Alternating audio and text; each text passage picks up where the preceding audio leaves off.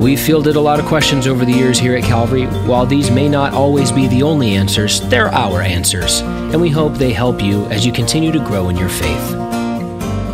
You know, one big problem with praying to the saints is that they're not omnipresent, and their chances are they even if that were possible, even if it were a normal thing, even if you could pray to a saint, which you can't, and he could have some influence with God, they're not omnipresent, and so you have no idea if you're actually talking to him, whereas God is omnipresent.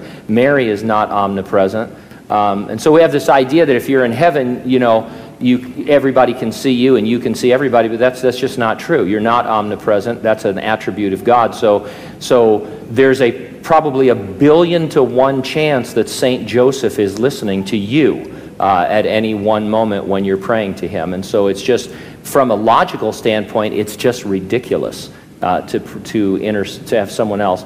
And then, of course, biblically, we pray to God through Jesus Christ.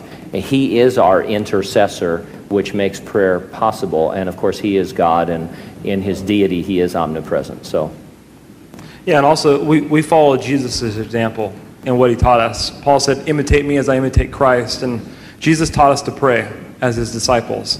And he taught us to pray to our Father who's in heaven, who's hallowed above all things. Jesus is the greatest example of a prayer warrior in the Bible. And Jesus never needed anybody else to intercede. And then if we had to pray to the saints, he would have told us. But he didn't. He said, pray to the Father, and we come to him by his authority. And also Jesus is praying for us now, so.